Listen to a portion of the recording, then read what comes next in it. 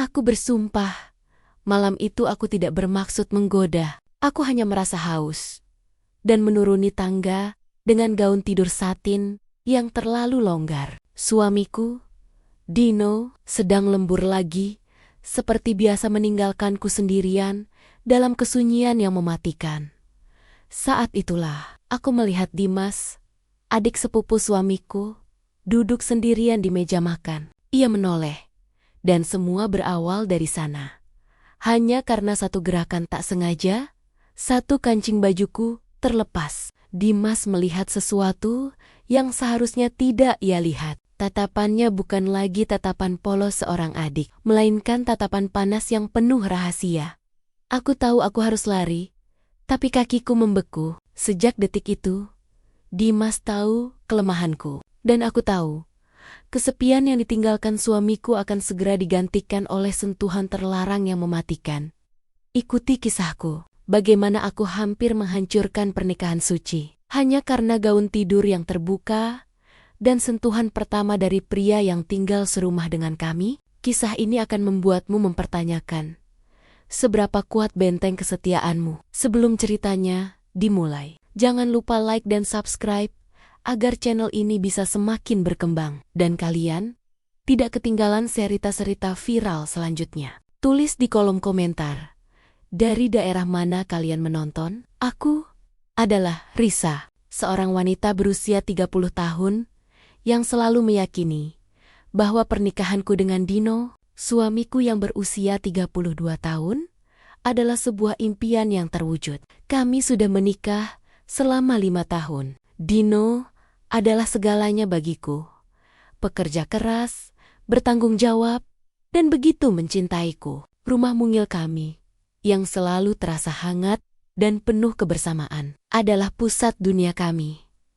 Beberapa waktu lalu, kami kedatangan Dimas, adik sepupu Dino yang berumur 25 tahun. Ia datang dari desa untuk mencari peruntungan di kota besar. Dino menyambutnya dengan senang hati, memintanya menganggap rumah kami seperti rumahnya sendiri. Kehadiran Dimas awalnya membawa keceriaan. Ia rajin membantu pekerjaan rumah dan sering menemaniku menonton televisi saat Dino tidak ada. Sayangnya, akhir-akhir ini, kondisi itu mulai berubah. Dino disibukkan oleh proyek besar di kantornya. Jam kerjanya menjadi tidak wajar, dan seringkali ia pulang saat aku sudah terlelap. Malam ini, jarum jam sudah menunjukkan pukul 1 dini hari. Aku terbangun karena tenggorokanku terasa kering. Saat menuruni tangga dengan gaun tidur satin yang longgar, aku melihat pemandangan yang sama. Dimas masih terjaga. Dia duduk di meja makan, hanya diterangi cahaya redup dari laptop Dino. Dia tampak berusaha keras membantu suamiku merapikan data pekerjaan yang menumpuk. Aroma kopi yang sudah mendingin menusuk hidungku, menandakan betapa lama Dimas terjaga di sana. Aku merasa kasihan pada keduanya, pada Dino yang gila kerja, dan pada Dimas yang kelelahan membantu. Aku berjalan pelan, lalu secara refleks menyentuh pundak Dimas. Layaknya seorang kakak, aku tidak bermaksud apa-apa, hanya ingin mengatakan agar ia tidak memaksakan diri. Dimas tersentak, matanya langsung menatapku. Tatapannya kali ini berbeda, jauh dari kesan polos dan teduh yang biasa ia tunjukkan. Ada kilatan aneh yang membuat hatiku tiba-tiba berdebar kencang, tidak nyaman. Saat itulah kancing teratas pada baju tidurku terlepas akibat gerakan mendadakku. Rasa malu langsung menyerbu, dan aku sepat-sepat menyilangkan tangan di dada. Meskipun Dimas segera memalingkan wajahnya, aku tahu dia telah melihat area tubuhku yang seharusnya tertutup. Dimas buru-buru berdiri, seperti disengat listrik, lalu menghilang ke kamarnya tanpa mengucapkan sepatah kata pun. Aku berdiri sendiri di ruang tengah yang sunyi, sentuhan singkat di pundaknya, tatapan mata Dimas yang penuh makna itu, dan fakta memalukan yang baru saja terjadi. Semuanya membuat kesepian yang kurasakan karena Dino mendadak terasa berbahaya dan menghanyutkan. Aku bertanya pada diriku sendiri, Apakah kesalahanku memakai baju longgar di rumah? Ataukah ini adalah sebuah isyarat dari takdir yang tidak bisa aku hindari? Malam itu, tidurku tidak lagi nyenyak. Bayangan tatapan Dimas terus menghantui. Setiap kali aku menutup mata, aku melihat kilatan aneh di matanya. Kilatan yang terasa panas. Bukan lagi tatapan polos adik sepupu. Pagi harinya, suasana di rumah terasa dingin dan canggung. Aku berusaha bersikap normal, menyiapkan sarapan seperti biasa, tetapi Dimas menghindari tatapanku. Dino, suamiku, bahkan tidak menyadari perubahan atmosfer ini karena ia sudah harus pergi ke kantor sebelum matahari terbit. Aku mulai merasa bersalah atas apa yang terjadi. Meskipun aku tahu itu hanya kecelakaan kecil. Aku berpikir, mungkin aku memang harus lebih berhati-hati dalam berpakaian di dalam rumah, terutama saat hanya berdua dengan Dimas. Padahal, selama ini aku selalu merasa nyaman dengan pakaian santai dan terbuka, karena ini adalah rumahku sendiri, dan aku menganggap Dimas seperti adik kandung. Sore itu, setelah menyelesaikan pekerjaan rumah, aku memutuskan untuk mandi. Aku merasa gerah dan perlu membersihkan pikiran dari perasaan tidak nyaman yang melekat sejak semalam. Aku memutar keran air hangat dan membiarkan uap memenuhi kamar mandi. Aku lupa mengunci pintu kamar mandi. Saat aku sedang membasuh rambut, samar-samar aku mendengar langkah kaki di luar. Mungkin Dimas sedang kembali dari warung, atau hanya mengambil sesuatu dari kamarnya. Aku mengabaikannya, melanjutkan ritual mandiku, menikmati air yang membasahi seluruh tubuhku. Tiba-tiba, aku mendengar suara decitan kecil. Suara itu berasal dari gagang pintu yang bergerak pelan. Jantungku langsung mencelos. Aku segera meraih handuk, tetapi sudah terlambat.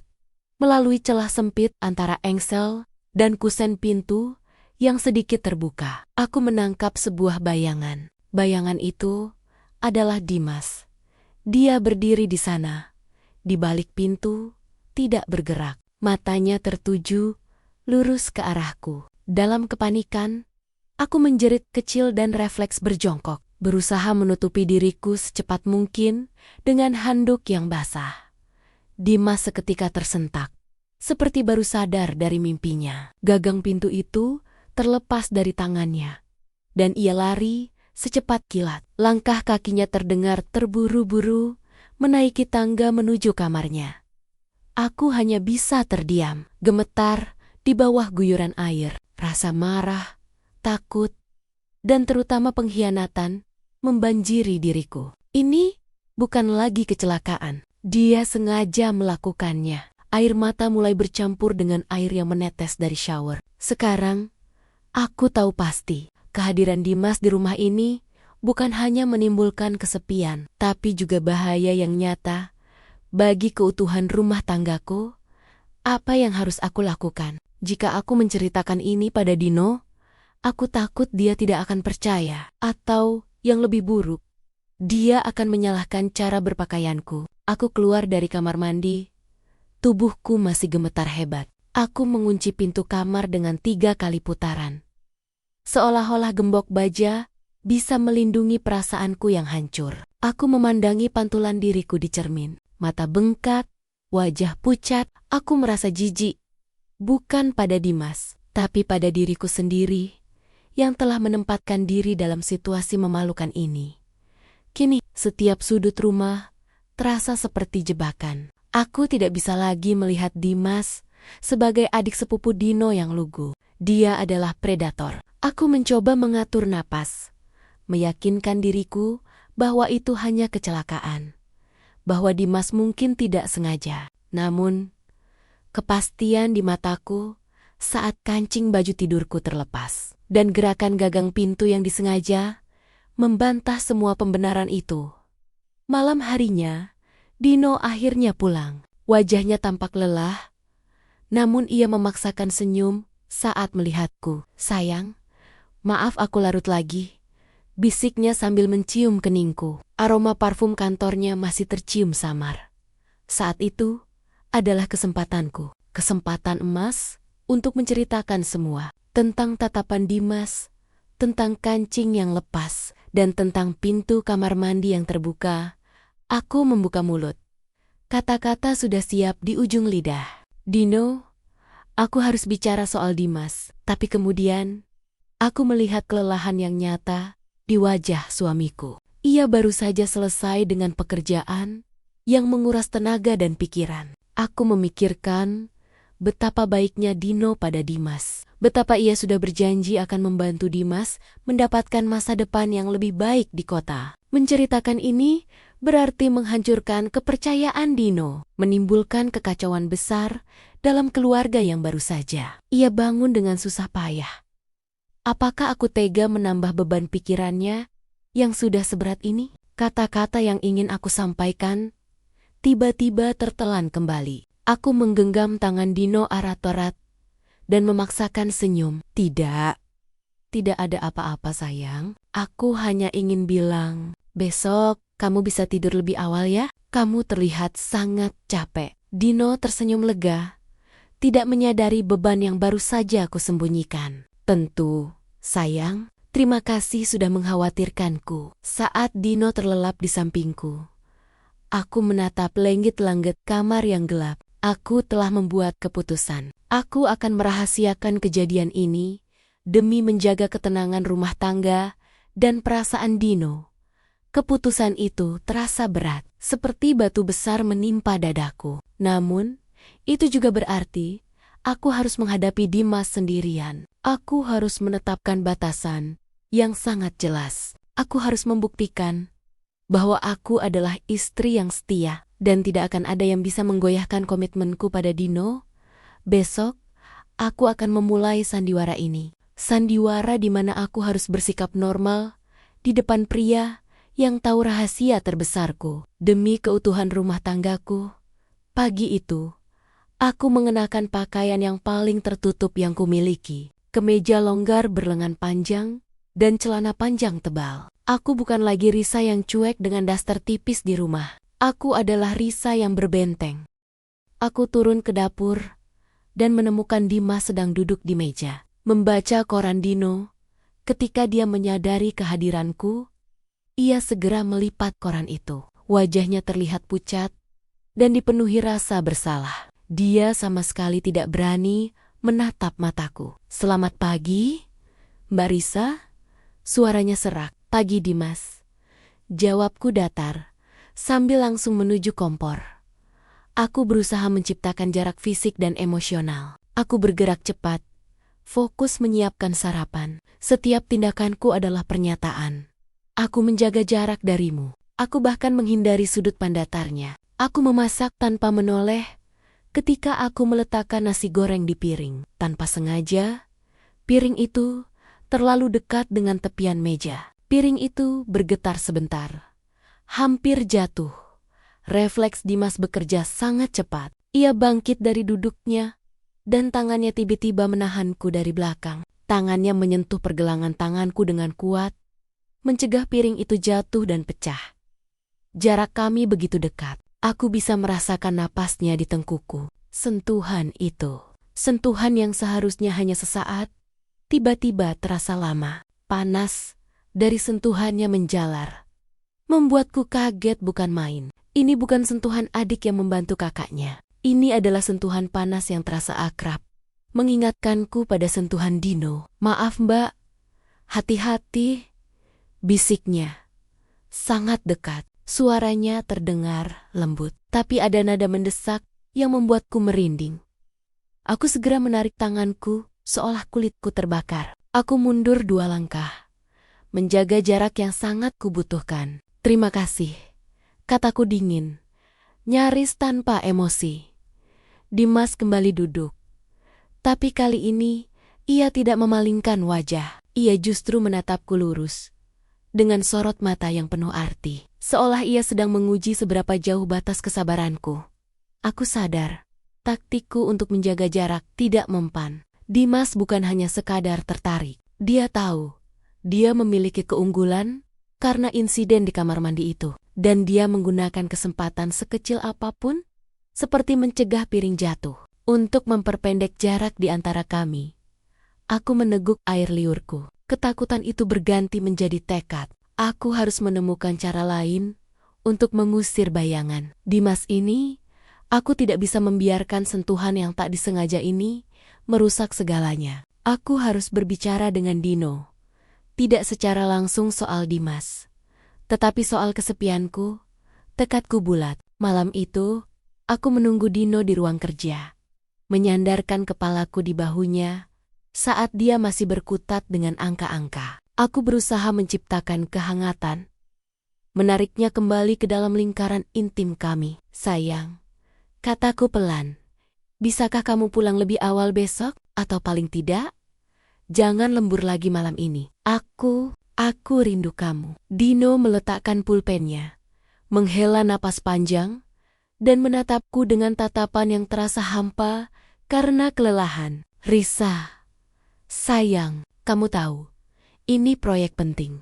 Kalau ini berhasil, kita bisa beli rumah yang lebih besar, atau liburan yang kamu impikan. Sedikit lagi, ya? Aku merasa harapan yang kupupuk seharian runtuh seketika. Aku mengangguk pelan, berusaha menelan kekecewaan. Aku ingin membantah, mengatakan bahwa aku tidak butuh uangnya. Aku hanya butuh kehadirannya. Namun, melihat wajahnya, aku tahu membujuknya sekarang hanya akan memicu pertengkaran. Baiklah, tapi setidaknya malam ini temani aku. Aku hanya ingin kamu memelukku, Dino. Aku hanya butuh sentuhanmu, pintaku. Suaraku terdengar seperti anak kecil yang merengek. Dino tersenyum tulus, tapi senyum itu terasa sangat lelah. Tentu, sayang, 5 menit lagi. Ya, tinggal selesaikan email ini, dan aku milikmu sepenuhnya. Aku keluar dari ruang kerja, menunggu di ruang tengah. 5 menit berlalu, menjadi 10, lalu 15 menit. Aku merasa kehangatanku ditolak, kebutuhanku diabaikan. Aku mulai berjalan mondar-mundir, mencoba meredakan emosi. Tiba-tiba, Dimas muncul dari dapur, membawa segelas air dingin. Ia pasti mendengar percakapanku dengan Dino, karena ekspresinya terlihat bersalah dan khawatir. Mbak Risa, Dimas memanggilku pelan. Aku baik-baik saja, potongku cepat, bersikap dingin. Namun, Dimas tidak mundur. Ia meletakkan gelas itu di meja dan berkata, "Mbak, terlihat lelah. Biar saya bantu bawakan tas Mas Dino ke kamar. Biar dia cepat selesai." Tawarannya terasa seperti belas kasihan, namun juga mengandung kepedulian. Aku terdiam. Entah mengapa, niat baiknya membuat dinding pertahananku sedikit goyah. "Tidak usah," kataku, berusaha keras menjaga jarak. "Tapi, Mbak Risa, kalau Mas Dino terus lembur, Mbak akan terus sendiri," balas Dimas. Dan kali ini, kalimatnya menusuk tepat di ulu hatiku. Dimas berjalan ke kamar tidurku untuk mengambil tas. "Dino." Aku mengikutinya, hanya beberapa langkah di belakang. Saat Dimas melangkah masuk, dia menoleh sedikit ke arahku. Lalu, hal itu terjadi karena lantai yang baru saja kupel pagi tadi. Dimas tergelincir, ia oleng, dan secara insting, ia meraih apapun yang paling dekat untuk menopang diri. "Tubuhku!" Dimas jatuh menimpaku. Kami berdua jatuh ke lantai kamar, dengan tubuhnya yang kekar sepenuhnya menindihku. Napas kami tercekat. Wajah kami hanya berjarak beberapa sentimeter. Aku merasakan beratnya, kehangatan tubuhnya, dan terutama kebingungan dan ketakutan yang terpancar dari mata indahnya. Permintaan sentuhan yang kucari dari suamiku, kini kudapatkan secara paksa dari adik sepupunya.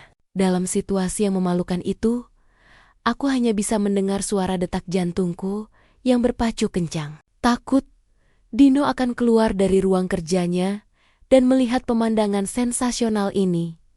Ya Tuhan, kenapa semua yang kuusahakan justru berbalik arah? Menjebakku semakin dalam dengan Dimas. Aku merasakan setiap inci berat tubuh Dimas yang menindihku di lantai kamar. Kejadian ini begitu cepat dan memalukan. Rasa terkejut melumpuhkanku, membuatku tidak bisa bergerak. Aku bisa mencium aroma maskulin tubuhnya yang sangat berbeda dari aroma kopi dan kertas kerja yang sering melekat pada Dino selama beberapa detik yang terasa seperti keabadian itu. Dimas tidak segera bangkit. Ia juga tampak terkejut, namun sorot matanya yang tadinya panik perlahan berubah. Ada keterdesakan yang terlihat jelas. Wajahnya yang sangat dekat, napasnya yang memburu, membuatku sadar bahwa meskipun ini adalah kecelakaan, dia sedang menikmati posisi ini.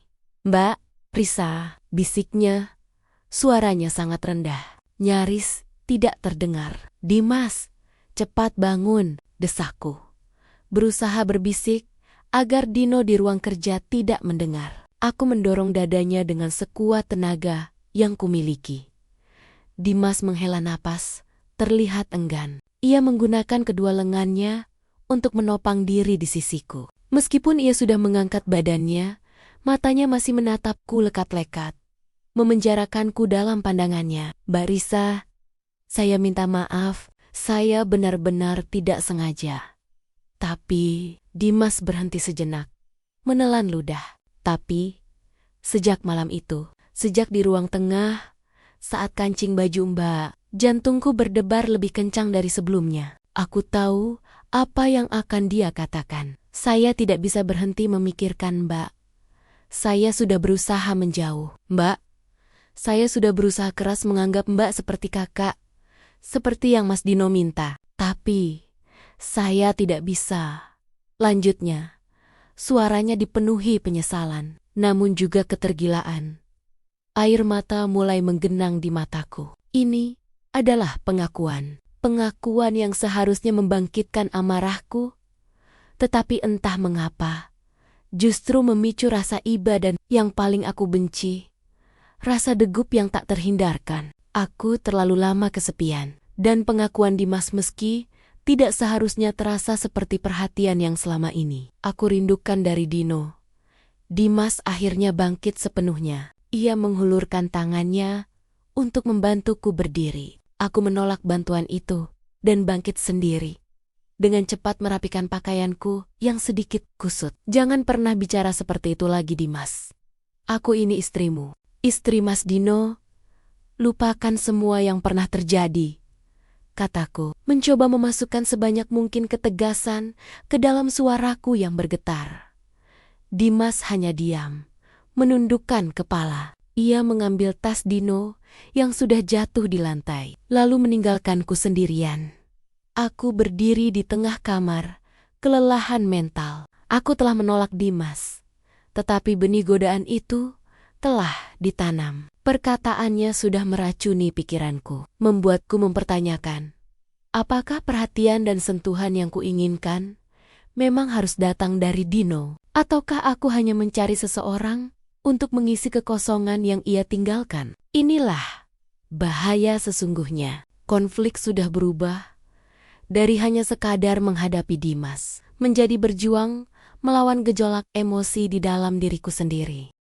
Malam itu, setelah Dimas pergi dan Dino terlelap, aku tidak bisa tidur. Aku tahu, jika aku terus berdiam diri, cepat atau lambat, aku akan kalah pada kesepian dan godaan yang ditawarkan oleh Dimas. Meski hanya sebatas perhatian kecil.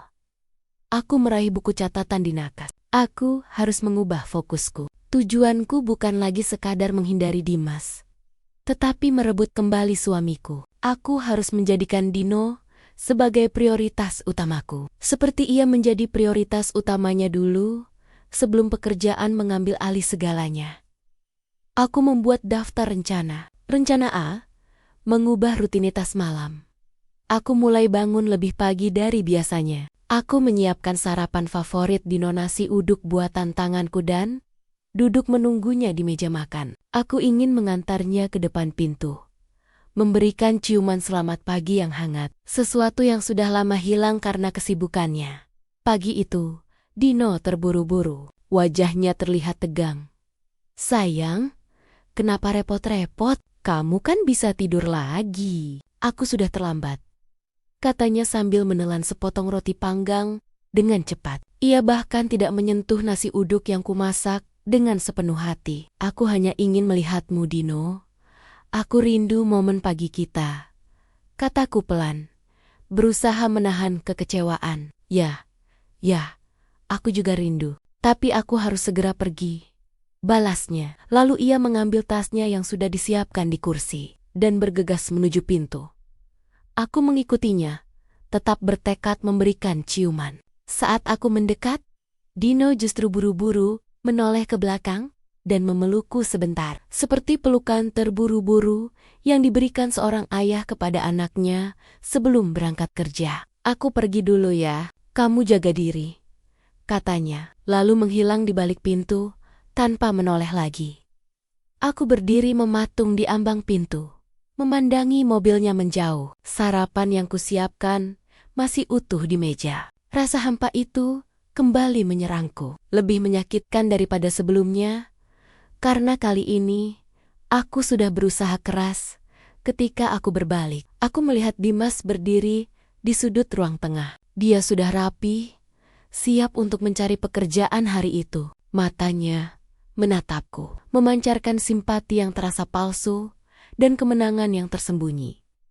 Dia berjalan mendekat ke meja makan. Nasi uduknya terlihat enak, Mbak. Sayang sekali Mas Dino tidak sempat mencicipi, katanya pelan. Lalu mengambil piring dan menyendok nasi uduk itu. Dimas duduk di kursinya. Dia makan dengan tenang, menikmati masakanku. Terima kasih, Mbak. Ini enak sekali, katanya sambil tersenyum tulus. Melihat Dimas menikmati masakan yang ditolak suamiku sendiri, hatiku terasa tercabik. Usahaku untuk mendekat pada Dino hanya menghasilkan penolakan, yang secara ironis justru membuka kesempatan bagi Dimas untuk menunjukkan perhatian dan kehangatan yang kuinginkan. Aku menyadari, rintangan terbesarku bukan hanya kesibukan Dino, tetapi kenyamanan yang mulai kurasakan dari perhatian Dimas di tengah-tengah kehampaan ini.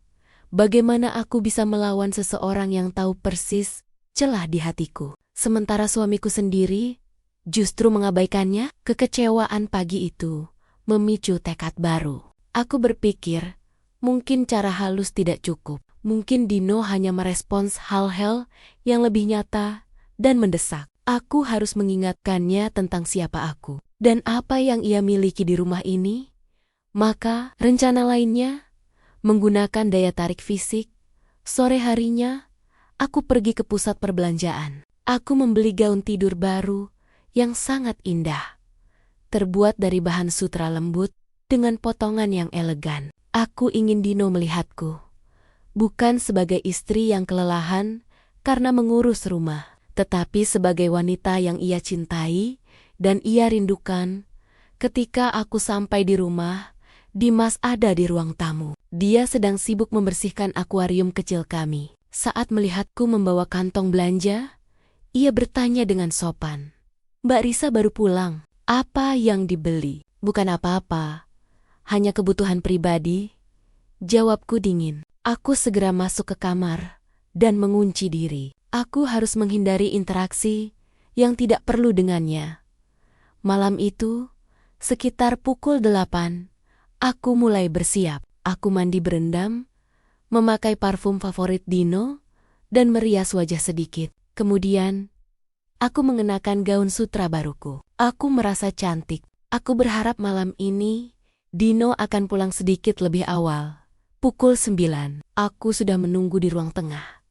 Sambil pura-pura membaca buku, sesekali melirik jam. Pukul 10, belum ada kabar. Pukul 11, teleponku berdering. Itu Dino.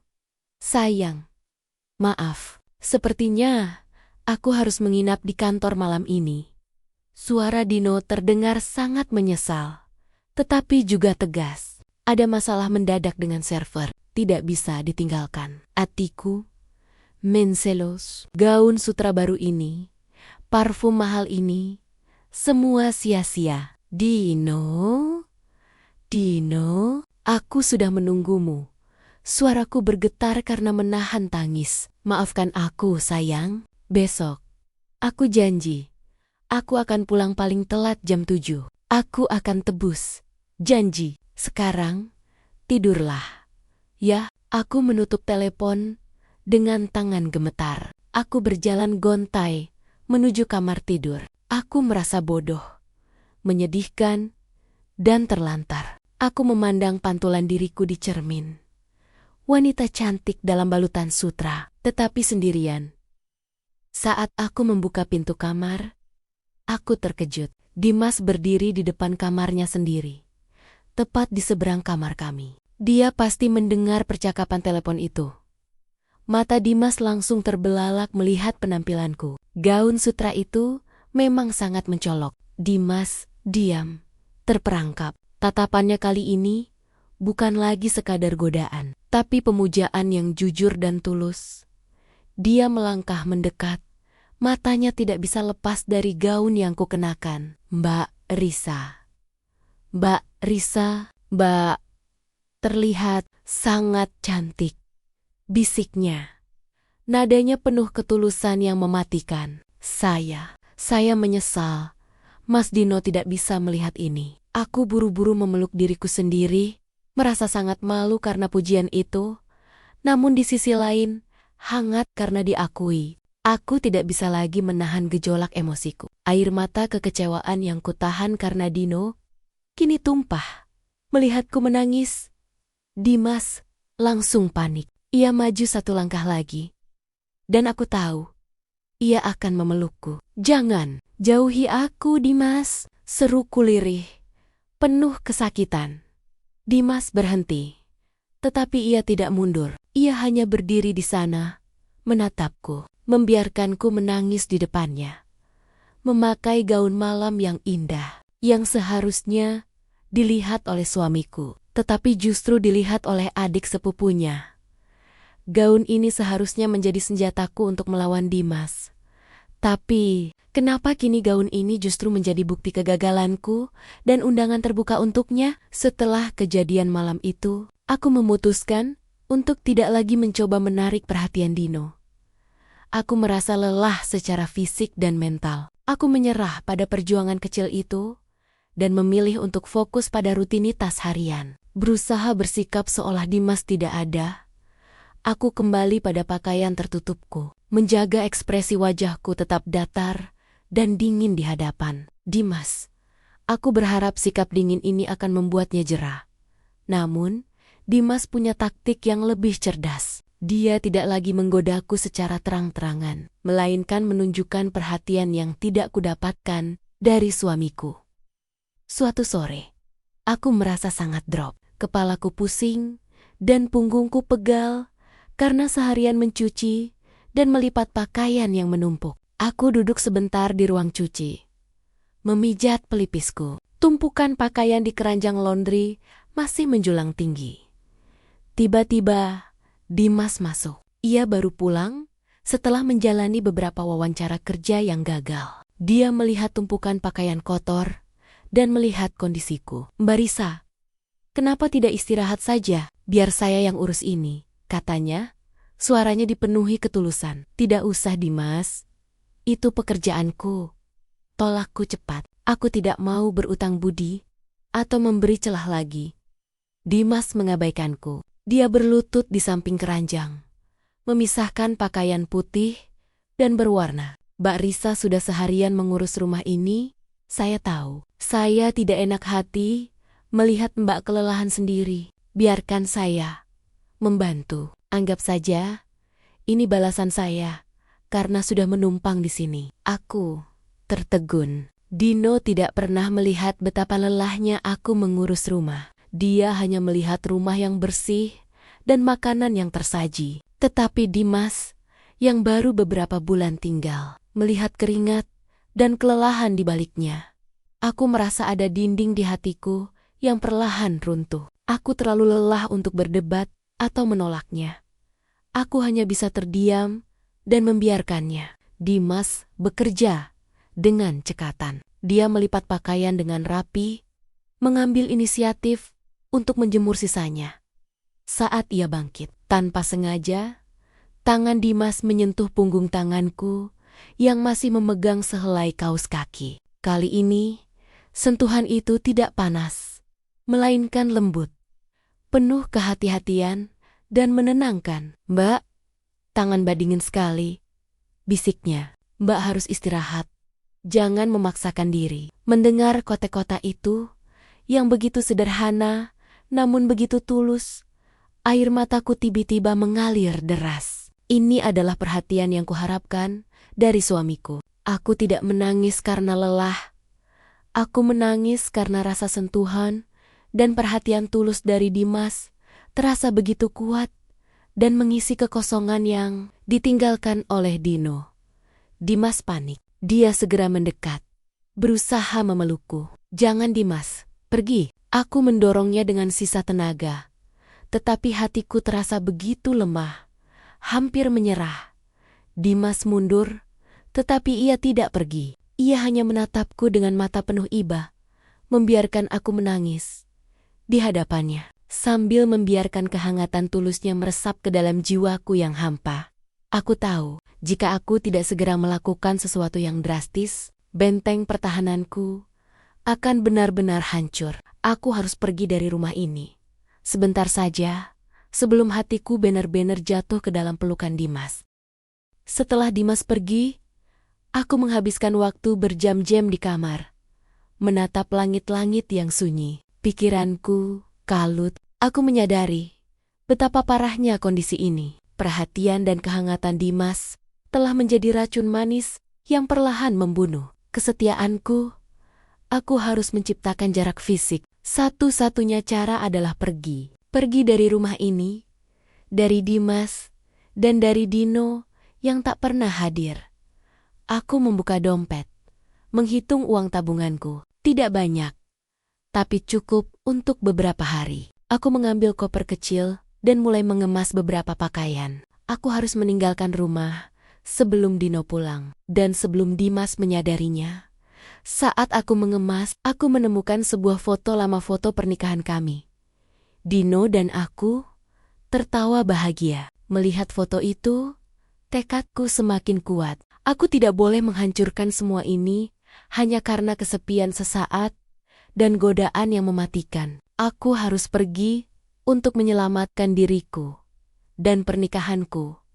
Sekitar pukul 9 malam, aku berjalan ke ruang kerja Dino. Ruangan itu kosong. Dino belum pulang, dan mungkin tidak akan pulang sampai pagi. Aku meninggalkan sebuah surat di atas meja kerjanya. Surat itu bukan surat perpisahan, melainkan permintaan. Aku menjelaskan betapa aku merindukannya, betapa aku kesepian, dan betapa aku membutuhkan waktu sendiri untuk menenangkan diri. Aku tidak menyebut Dimas sama sekali, karena aku tahu itu hanya akan menimbulkan badai yang lebih besar. Aku kembali ke kamar, menarik napas panjang. Aku harus keluar tanpa suara. Aku membuka pintu kamar perlahan. Rumah terasa sunyi, gelap. Aku mulai melangkah menuju pintu depan. Menyeret koper kecilku, tiba-tiba lampu dapur menyala. Dimas berdiri di sana, menatapku, memegang segelas air. Wajahnya terlihat terkejut. "Mbak Risa, mau kemana malam-malam begini?" tanyanya. Suaranya mengandung kekhawatiran yang nyata. "Aku ada urusan. Aku akan menginap di rumah temanku beberapa hari," jawabku, berusaha terdengar mantap. Dimas berjalan perlahan mendekat. Setiap langkahnya terasa seperti tali yang melilit leherku. "Teman. Tapi Mbak Risa, kenapa tidak bilang dari tadi?" Apa ini karena saya?" Aku menghindari tatapannya, merasakan pipiku memanas. "Tidak ada hubungannya denganmu. Jangan terlalu percaya diri, Dimas." Dimas menghela napas panjang. Dia berdiri tepat di depanku, menghalangi pintu. Ekspresinya kali ini bukan lagi menggoda, tetapi memelas. "Mbak, jangan pergi. Siapa yang akan menyiapkan sarapan untuk Mas Dino? Siapa yang akan menemani saya di rumah ini?" katanya. Kalimatnya terdengar seperti upaya manipulasi, tetapi diiringi tatapan penuh kerinduan. "Itu bukan urusanku. Urus saja dirimu sendiri," kataku dingin. mendorong Dimas sedikit ke samping. Saat aku melewatinya, Dimas meraih pergelangan tanganku. Genggamannya kali ini sangat kuat, dan itu membuatku ketakutan. "Tolong, Mbak Risa. Saya tidak bisa sendirian. Jangan hukum saya seperti ini," bisiknya. Suaranya benar-benar hancur. Aku menarik tanganku dengan kasar, melepaskan diri dari genggaman panas itu.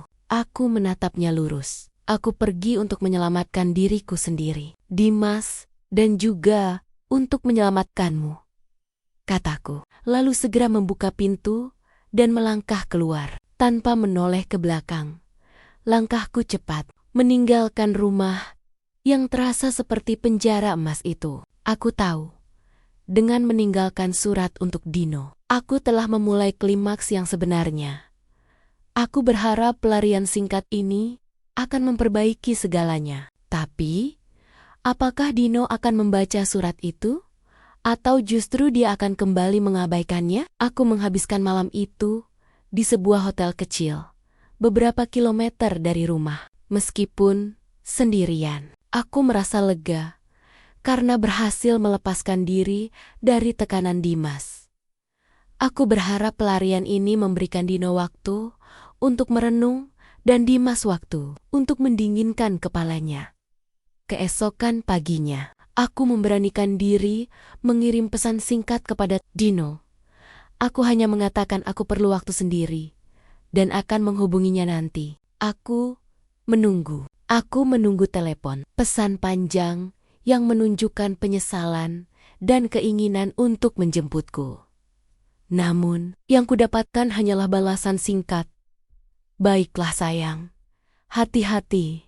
Jaga diri. Aku sedang sibuk sekali hari ini. Kabari kalau sudah mau pulang." Hancur. Aku merasa diabaikan untuk kedua kalinya. Surat yang kutinggalkan, yang berisi semua kegelisahan dan kesepianku, tampaknya sama sekali tidak memicu respons emosional dari Dino. Dia memperlakukannya seperti aku sedang pergi untuk liburan. Akhir pekan biasa, aku mulai bertanya-tanya. Apakah Dino bahkan menyadari betapa parahnya masalah ini? Apakah dia membaca surat itu dengan sungguh-sungguh? Rasa frustrasi dan sakit hati itu membuatku impulsif. Aku memutuskan untuk kembali ke rumah secepatnya. Aku tidak tahan menunggu. Dan aku harus tahu apa yang sebenarnya terjadi. Siang itu, aku kembali. Koper kecilku terasa berat, seperti membawa beban kegagalan. Aku membuka pintu rumah dengan kunci cadanganku. Suasana sepi, sunyi. Aku meletakkan koper dan segera menuju ruang kerja. Dino, jantungku berdebar tak karuan.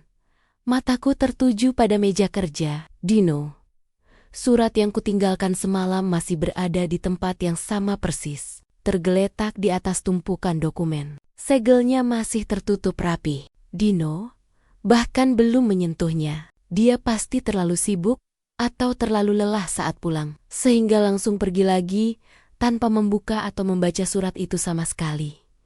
Air mataku menetes. Usaha pelarianku, keberanianku untuk mengungkapkan kesepian, semuanya sia-sia karena suamiku bahkan tidak memberiku kesempatan untuk didengar.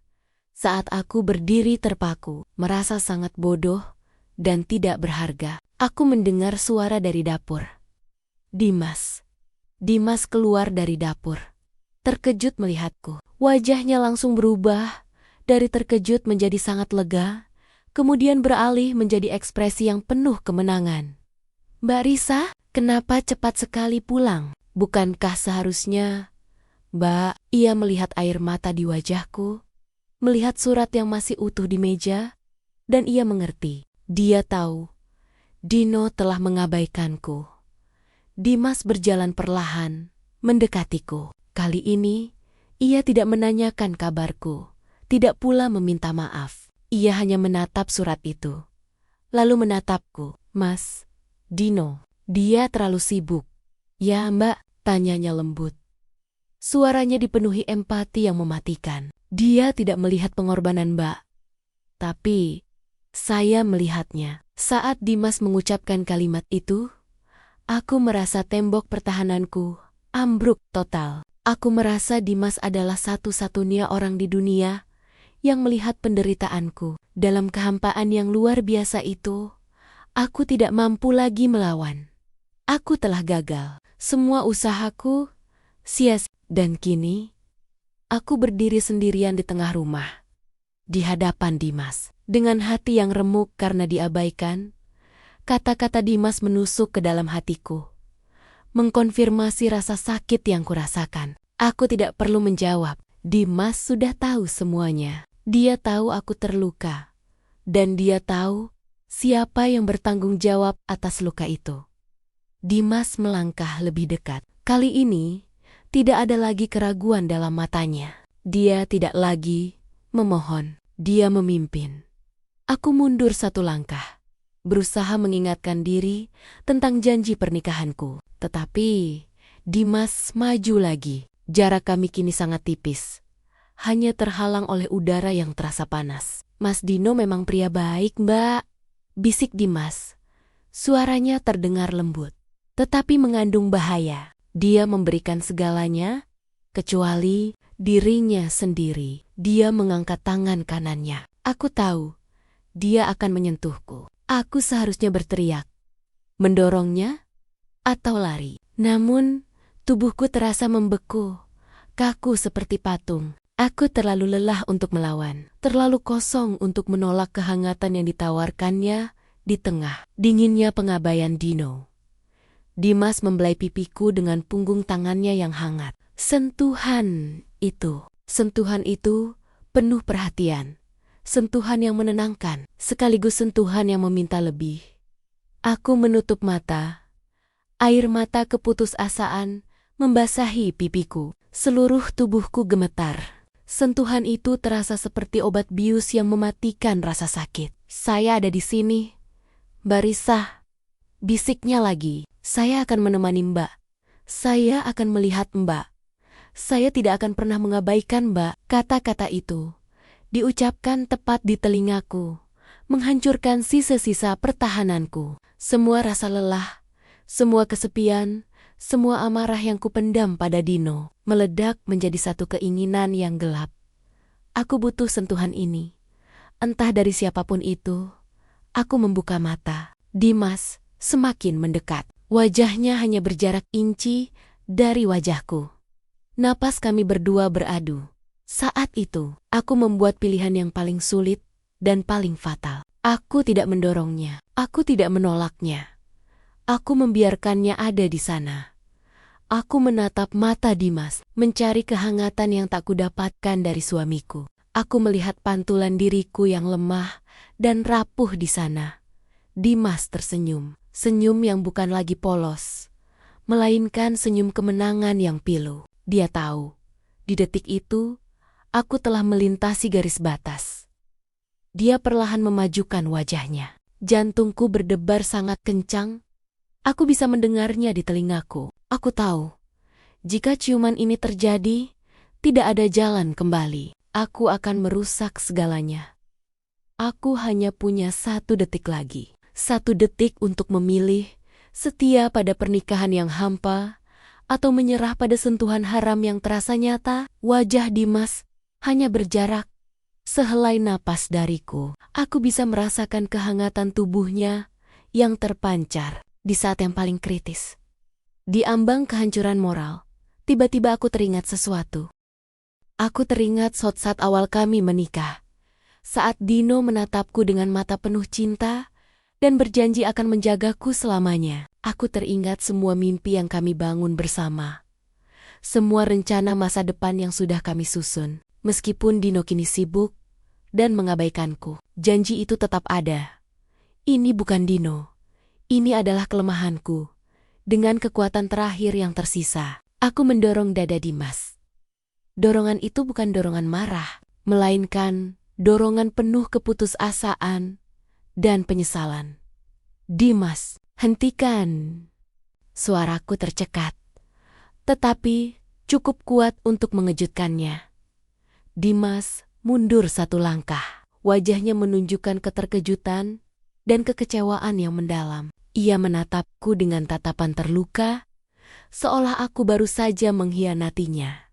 "Mbak Risa," bisiknya. Bingung, aku menggeleng. Air mata kembali tumpah. "Tidak, Dimas. Aku tidak bisa. Aku tidak bisa mengkhianati Dino seperti ini. Dia suamiku. Walaupun dia sibuk, dia tetap suamiku." Aku berjalan mundur, menjauhi Dimas. Aku berlari menuju kamar tidur kami, menutup pintu, dan menguncinya. Aku bersandar di balik pintu, terengah-engah, merasa ngeri dengan apa yang baru saja hampir terjadi. Aku baru saja berhasil menarik diriku dari jurang kehancuran. Tetapi, meskipun aku berhasil menolak ciuman itu, ada sesuatu yang telah hilang. Aku tahu, penolakan ini tidak menghapus semua yang telah terjadi.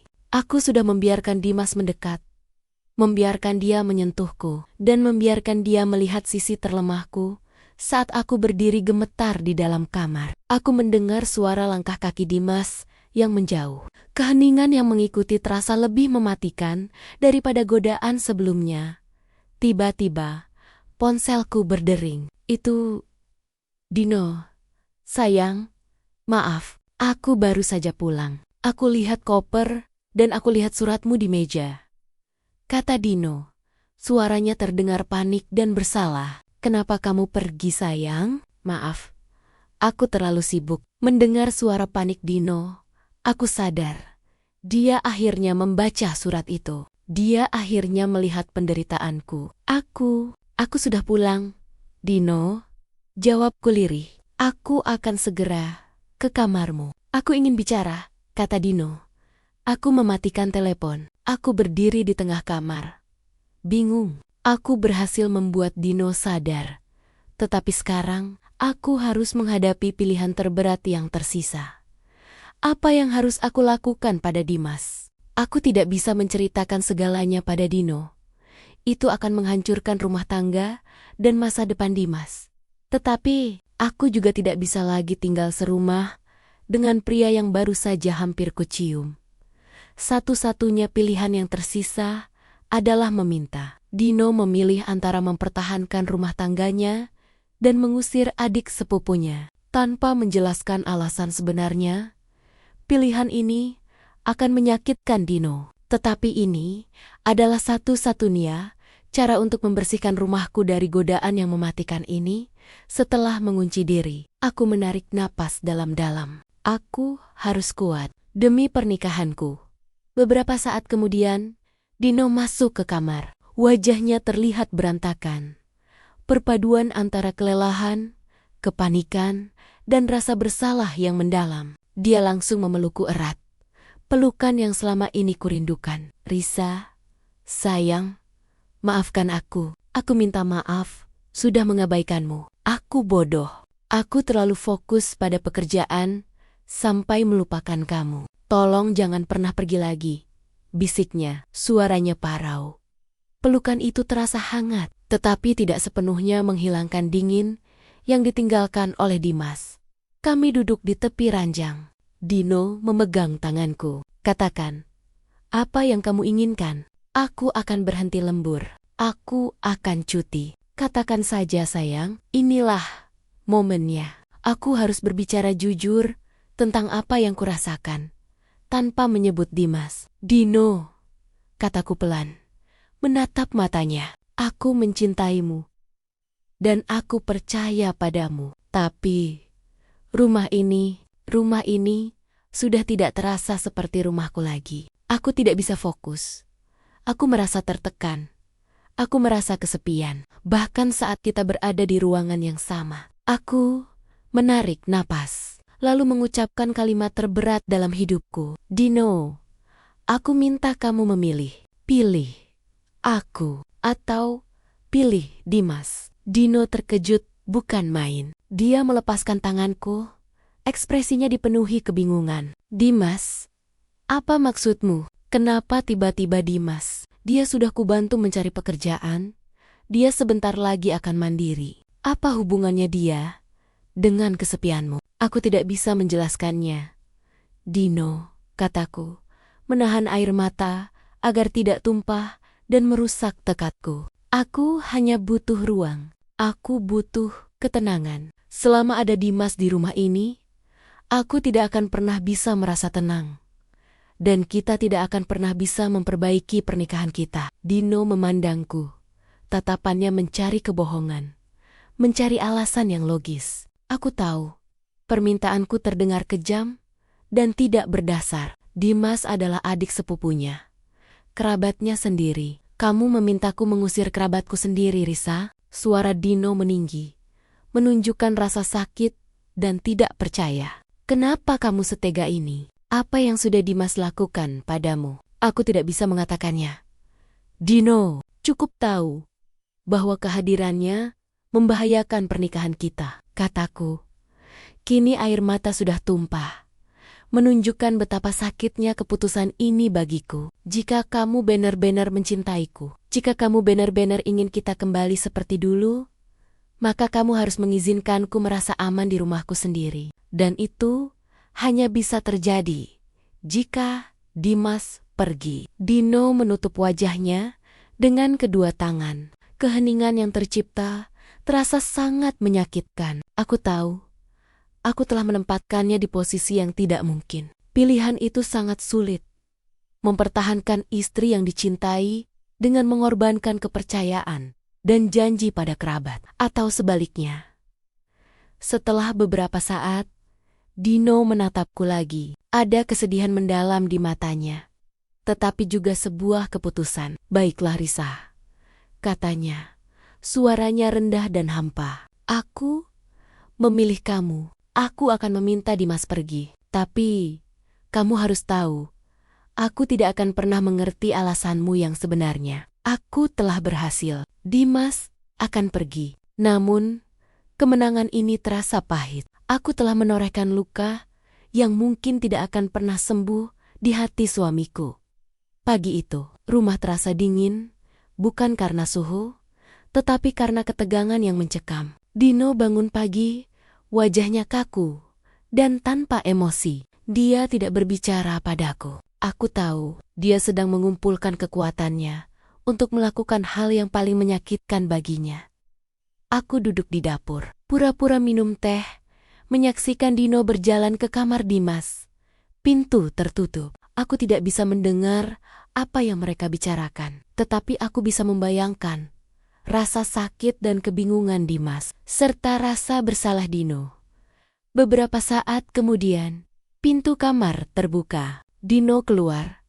Ekspresinya dipenuhi kesedihan yang mendalam. Kemudian, Dimas keluar. Dimas membawa tas ransel kecilnya. Dia tidak membawa koper besar, hanya ransel yang dia bawa saat pertama kali datang. Matanya bengkak, tetapi raut wajahnya terlihat sangat paham tentang apa yang sedang terjadi. Dia tahu alasannya. Saat Dimas berjalan menuju pintu, dia melewati dapur tempat aku duduk. Dia berhenti di depanku. "Mbak Risa," panggilnya.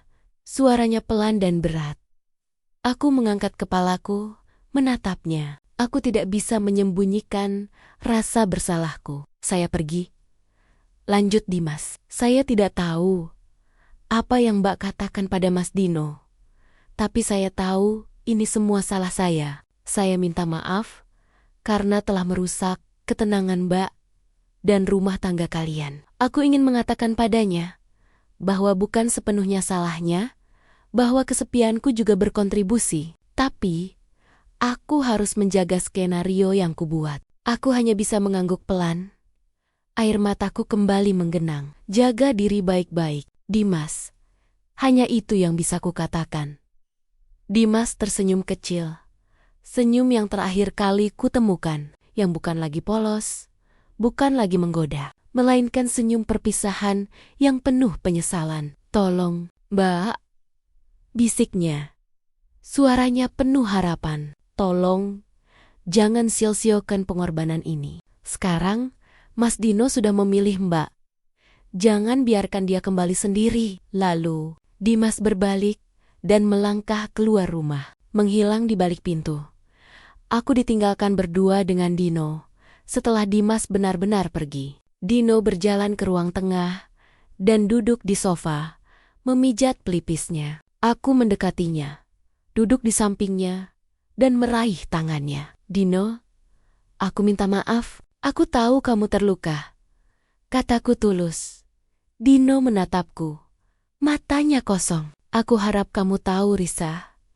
Aku melakukannya karena aku mencintaimu lebih dari segalanya. Tapi, aku butuh waktu untuk menerima ini. Aku butuh kamu jujur pada janjimu untuk memperbaiki kita. Aku menyandarkan kepalaku di bahunya. Dino tidak memelukku kembali. Tetapi ia juga tidak menolak. Jarak fisik sudah hilang, tetapi jarak emosional yang disebabkan oleh Dimas dan ultimatumku kini tercipta di antara kami. Aku tahu, resolusi ini bukan akhir yang mudah. Perjuangan yang sebenarnya baru dimulai. Perjuangan untuk membangun kembali kepercayaan Dino dan menghapus bayangan Dimas dari setiap sudut rumah ini. Aku telah mengusir godaan itu. Sekarang saatnya aku membuktikan bahwa pernikahan kami layak diselamatkan dan aku layak dipilih.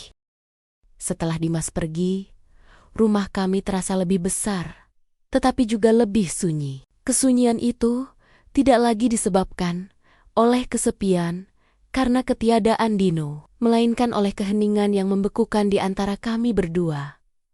Dino menepati janjinya. Dia tidak lagi lembur. Dia selalu pulang tepat waktu. Kami makan malam bersama, menonton televisi bersama, dan tidur di ranjang yang sama. Secara fisik, kami kembali dekat. Namun, secara emosional, ada dinding transparan yang menghalangi. Dino berbicara padaku, tetapi hanya tentang hal-hal yang tidak penting, tagihan, cuaca, atau rencana belanja. Dia tidak lagi menceritakan pekerjaannya, tidak lagi bercanda, dan yang paling menyakitkan, dia tidak lagi menyentuhku dengan kehangatan seperti dulu. Sentuhannya terasa sopan, hati-hati, seolah takut melukai sesuatu yang rapuh di antara kami. Aku tahu, dia masih terluka dan bingung oleh ultimatumku. Aku harus bekerja keras untuk mencairkan kebekuan ini. Suatu malam, setelah makan malam, aku menyiapkan teh hangat dan membawanya ke ruang kerja Dino. Dia sedang duduk di sana, menatap kosong ke layar laptop yang mati. Aku meletakkan cangkir teh itu di mejanya, lalu duduk di kursi di sebelahnya. Dino, kataku pelan, terima kasih sudah menepati janjimu. Aku tahu, ini sulit untukmu. Dino menoleh, tatapannya lelah. Aku sudah memilihmu, Risa. Sekarang, buktikan bahwa permintaanmu ini layak dan bukan hanya untuk mengusir. Kata-kata itu menusuk. Dia memang tidak mengerti. Aku akan membuktikannya, kataku dengan tekad. Mulai sekarang, kita harus lebih jujur. Jujur tentang apa yang kita rasakan, tanpa rasa takut dihakimi. Aku meraih tangannya. Kali ini, aku tidak hanya memegang. Aku mengusap punggung tangannya dengan lembut, berusaha menyalurkan seluruh cintaku dan penyesalanku melalui sentuhan. Aku tahu, belakangan ini aku menjadi istri yang egois dan cengeng. Tapi percayalah, Dino, aku sangat mencintaimu. Aku hanya terlalu lelah merasa ditinggalkan, sampai aku membuat keputusan yang salah, ujarku, berusaha menyentuh inti masalah tanpa mengungkapkan Dimas. Dino terdiam lama. Keheningan itu sangat dramatis, membuat jantungku berdebar, menunggu responsnya. Akhirnya, Dino membalas genggamanku. Genggaman itu masih lemah, tetapi itu adalah kemajuan. Aku juga mencintaimu, Risa. Aku tahu, kesalahanku adalah pekerjaanku. Aku terlalu percaya diri bahwa uang bisa menggantikan kehadiranku, katanya. Suaranya sedikit bergetar. Aku tidak akan pernah bisa memaafkan diriku karena membuatmu merasa sendirian di rumah ini. Di tengah pengakuan jujur itu, Dino memelukku. Pelukan itu berbeda dari sebelumnya. Itu bukan pelukan buru-buru atau pelukan lelah. Itu adalah pelukan yang dimulai dari hati dan penuh dengan penyesalan. Pelukan yang mulai mencairkan dinding di antara kami. Meskipun Dimas sudah pergi, bayangannya masih ada. Tapi kini, kami berdua telah membuka diri. Luka Dino mulai sembuh, dan ruang yang ditinggalkan oleh Dimas kini mulai diisi kembali oleh suamiku. Kami sudah selangkah lebih dekat menuju pemulihan. Tetapi aku tahu, aku harus terus berhati-hati. Aku tidak boleh lagi membiarkan celah sekecil apapun tercipta di antara kami. Setelah malam pengakuan itu, suasana rumah perlahan berubah. Dinding transparan di antara kami mulai retak. Dino tidak hanya pulang cepat, tetapi dia juga hadir sepenuhnya. Dia menyimpan ponsel dan laptopnya saat kami bersama. Kami mulai melakukan hal-hal kecil yang dulu sering kami lakukan. Memasak bersama, mendengarkan musik lama, dan berbicara tentang hal-hal konyol yang membuat kami tertawa. Malam itu adalah malam yang sangat berbeda. Kami berdua duduk di sofa, bersandar satu sama lain setelah menonton film yang lucu. Lampu ruang tengah redup, dan kehangatan yang kurindukan akhirnya kembali. Dino membelai rambutku dengan lembut. Sentuhan itu tidak lagi hati-hati atau sopan. Sentuhan itu penuh cinta. Sentuhan yang kurindukan sejak Dimas mulai memasuki pikiranku. Aku merindukanmu, Risa, bisiknya. Aku merindukan tawa ini. Merindukan kehangatan ini. Aku sadar, rumah sebesar apapun tidak berarti tanpa dirimu di dalamnya. Air mataku menetes, tetapi kali ini, itu adalah air mata kebahagiaan. Aku juga merindukanmu, Dino, sangat merindukanmu. Dino perlahan berdiri, lalu mengulurkan tangannya padaku. Aku meraihnya, dan kami berjalan menuju kamar. Di dalam kamar, Dino menatapku dengan mata yang kembali bersinar, memancarkan cinta dan gairah yang lama terpendam. Dia tidak perlu kata-kata. Aku tahu, malam ini adalah pembaruan janji kami. Sebuah babak baru yang bersih dari bayangan Dimas. Namun, saat Dino mulai mendekat, aku teringat pada sentuhan haram Dimas. Aku merasa bersalah. Aku menarik napas dalam-dalam, menatap Dino. Dino, kataku pelan, aku ingin jujur padamu tentang sesuatu. Aku sudah membuat kesalahan besar di masa lalu. Aku membiarkan kesepianku membuatku menjadi bodoh. Aku hampir saja menghancurkan semuanya. Aku tidak menyebut Dimas. Aku tidak menyebut kancing baju. Aku hanya mengakui kelemahanku dan meminta pengampunan atas godaan yang pernah kumasuki. Dino memelukku erat-erat. Aku tahu, sayang. Aku tahu. Kamu kesepian. Aku tahu.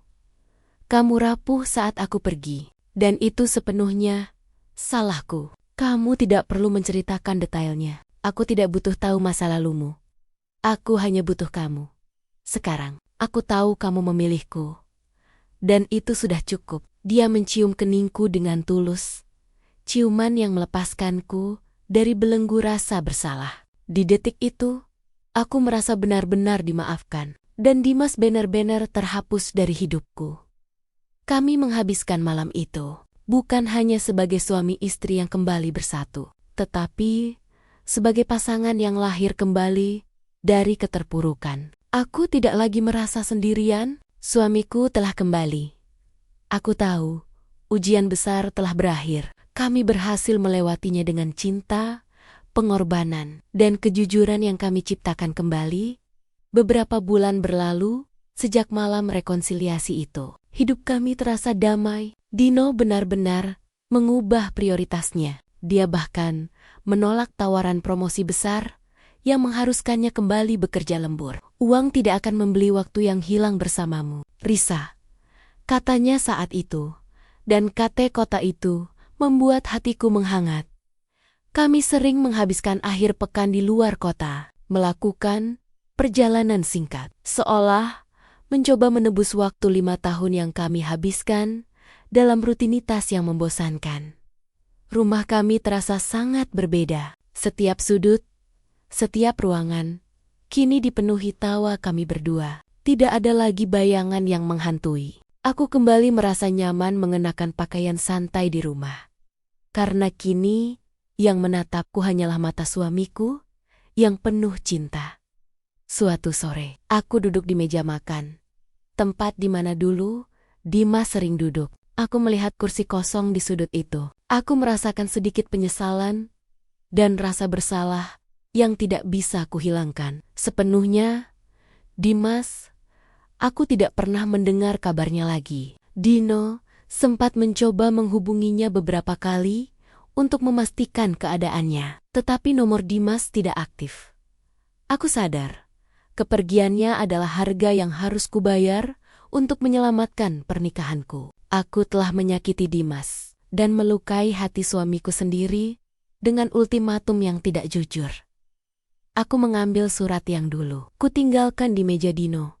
Surat itu sekarang sudah usang, tetapi isinya tetap relevan. Aku membacanya lagi. Betapa rapuhnya aku saat itu. Dino masuk ke dapur, melihat surat di tanganku. Dia berjalan mendekat dan memelukku dari belakang. Masih memikirkannya? Tanyanya lembut. Aku tahu dia merujuk pada kesepianku yang dulu, bukan pada Dimas. Dino tetap teguh pada keputusannya untuk tidak menggali lebih dalam soal Dimas. Menghormati dinding yang telah kubangun. Aku memikirkan, betapa bodohnya aku hampir kehilanganmu, Dino. Kataku tulus. Aku menyadari, kesepian adalah lubang hitam yang bisa menghancurkan siapapun jika dibiarkan terlalu lama. Dan Dimas, dia hanya mengisi kekosongan yang kamu ciptakan. Dino membalikkan tubuhku, menatap mataku dalam-dalam. Kita berdua belajar dari kesalahan, sayang. Aku belajar bahwa kehadiranku lebih penting dari segala pencapaianku. Dan kamu belajar bahwa jujur pada perasaanmu adalah benteng terkuat melawan godaan. Momen refleksi itu terasa dramatis dan membebaskan. Aku merasa bahwa beban rahasia itu sedikit terangkat. Kursi kosong Dimas kini bukan lagi kursi godaan, melainkan kursi pengingat akan pelajaran yang sangat mahal. Aku tahu bahwa masa lalu tidak bisa diubah, tetapi aku bisa menjamin masa depan. Aku harus menjadi istri yang selalu berbicara jujur. Dan Dino harus menjadi suami yang selalu mendengarkan. Setelah percakapan jujur di dapur, hubungan kami semakin mendalam. Kami tidak hanya kembali ke jalur yang benar, tetapi kami membangun jalur baru yang lebih kuat. Dengan komunikasi sebagai pondasi utamanya, Dino mulai terbuka tentang kesulitan pekerjaannya, dan aku terbuka tentang kecemasan dan kekhawatiran terkecilku. Kami kembali menjadi tim. Suatu pagi, aku bangun dengan rasa mual yang luar biasa. Awalnya, aku mengira itu hanya masuk angin biasa atau kelelahan. Tapi setelah beberapa hari, rasa mual itu tak kunjung hilang. Dino, yang kini menjadi suami yang sangat perhatian, memaksaku untuk pergi ke dokter. Aku ingat, saat kami pergi ke klinik, saat itu, aku hanya berpikir akan mendapatkan obat mah biasa. Di ruang pemeriksaan, dokter tersenyum lebar setelah melihat hasil tes kecil yang ia lakukan. Selamat Bu Risa, Anda tidak sakit, Anda akan segera menjadi ibu, kata dokter itu dengan gembira. Aku tertegun, aku merasa seluruh dunia di sekitarku berhenti berputar. Aku hamil. Aku berjalan keluar dari ruangan itu dengan perasaan campur aduk, bahagia, terkejut, dan sedikit takut. Aku segera mencari Dino. Dia sedang menunggu di ruang tunggu, membaca majalah. Aku menghampirinya, tidak mampu berkata-kata. Aku hanya memeluknya erat-erat. Air mata kebahagiaan membanjiri pipiku. Dino panik. Ada apa, sayang? Kamu sakit. Dokter bilang apa? Aku mundur sedikit, menatap wajahnya yang penuh kekhawatiran. Kemudian, aku memegang tangannya dan meletakkannya di perutku yang masih rata. Hadiah dari kesunyian kita, Dino, bisikku, air mata bahagia bercampur dramatis. Kita akan punya bayi. Aku hamil. Ekspresi Dino berubah drastis. Matanya melebar dan senyumnya merekah menjadi tawa yang sangat lega dan gembira. Dia mengangkatku, memutarku di udara, tidak peduli dengan orang-orang di sekitarnya.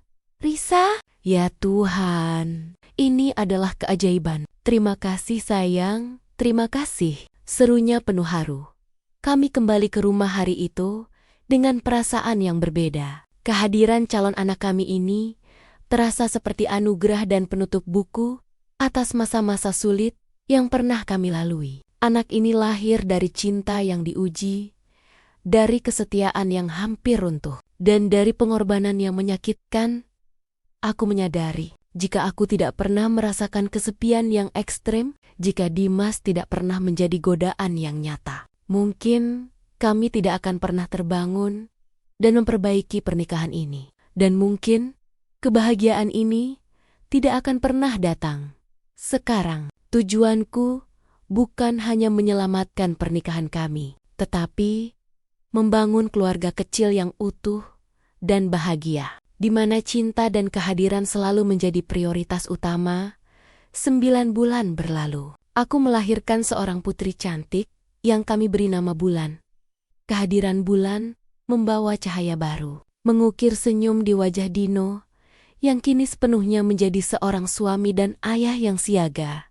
Kini, setiap sudut rumah tidak lagi terasa sunyi. Rumah ini dipenuhi suara tangisan lembut, tawa kecil, dan bisikan penuh cinta.